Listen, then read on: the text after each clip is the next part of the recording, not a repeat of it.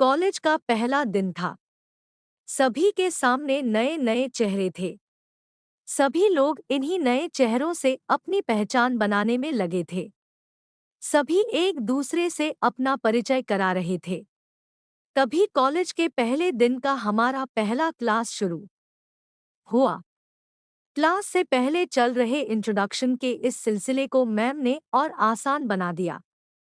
उन्होंने आते ही सबसे पहले सभी को अपना इंट्रोडक्शन सबके सामने देने को कहा। सभी स्टूडेंट एक एक कर अपने बारे में बता ही रहे थे। तभी जैसे ही रिया ने अपने बारे में कहना शुरू किया, मानो उसी क्लास में बैठे विजय की आंखें बस उस पर ही टिक गई। विजय बड़े ही गौर से रिया का इंट्रोडक्शन सुनने लगा और उसे एक टक देखने भी।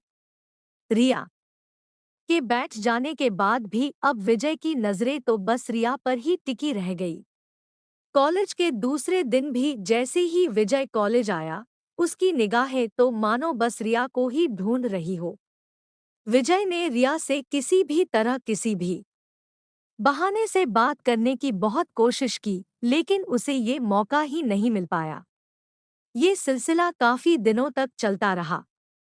तभी एक दिन कॉलेज में एक असाइनमेंट के लिए एक ग्रुप बनाया गया, जिसमें रिया और विजय का नाम एक ही ग्रुप में था। ये सुन विजय बहुत खुश हो गया।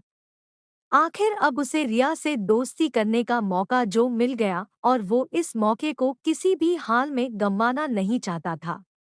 और हुआ भी ऐसा ही। साथ असाइनमेंट बनाते हुए रिया और विजय में बातचीत शुरू हुई और फिर देखते ही देखते दोस्ती भी हो गई। समय के साथ साथ अब रिया और विजय काफी अच्छे दोस्त बन चुके थे। लेकिन रिया और विजय की दोस्ती धीरे धीरे कुछ ज्यादा ही बढ़ने लगी। फिर एक दिन मौका देखकर विजय ने रिया को प्रपोज कर दिया। रिया भी विजय को मना नहीं कर पाई, क्योंकि कहीं ना कहीं उसके दिल में भी विजय के लिए प्यार वाली फीलिंग आ चुकी थी। अब दोनों दोस्त के साथ साथ लवर्स भी बन चुके थे। इसलिए कॉलेज के बाद भी दोनों का मिलना जुलना जारी रहा। अब तो पूरे क्लास को भी रिया और विजय की लव स्टोरी के बारे में मालूम हो गया था। विजय हमेशा रिया को महंगे महंगे गिफ्ट देता और रिया भी प्रोजेक्ट बनाने में विजय की हेल्प करती। सभी कहते कि रिया और विजय एक दूसरे के लिए ही बने हैं, यानी कि ये परफेक्ट कपल है। रिया भी हमेशा विजय से शादी के लिए पूछती थी, तो विजय हमेशा रिया को भरोसा दिलाता कि अब वो उसके बिना नहीं जी सकता। 3 साल तक तो दोनों का रिलेशन बहुत अच्छा चला। लेकिन कॉलेज के बाद अब रिया और विजय का मिलना काफी कम हो गया।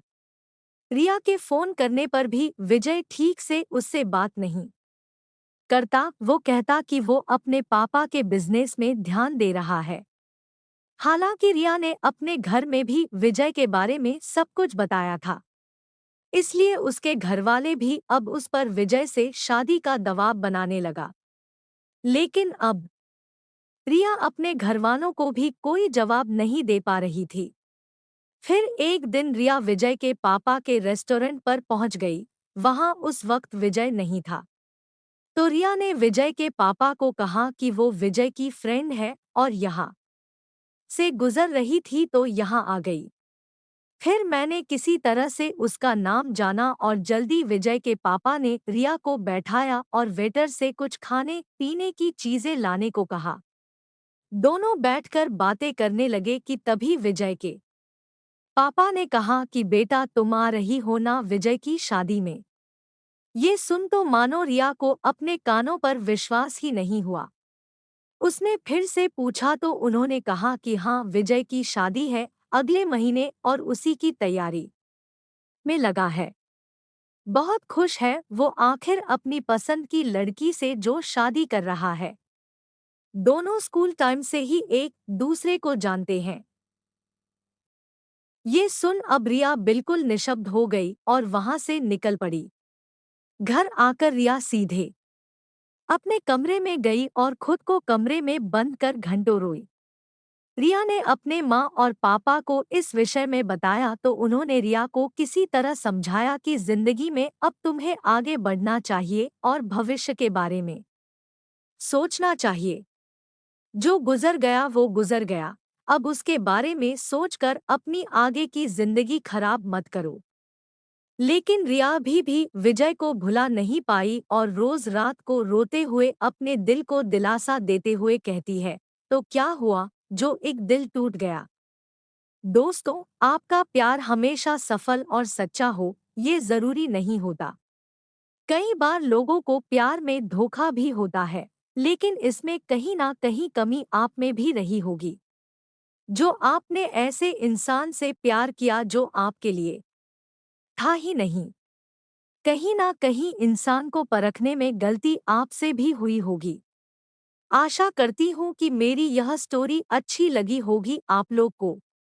अच्छी अच्छी कहानियाँ सुनने के लिए कृपया हमारे चैनल को सब्सक्राइब करें।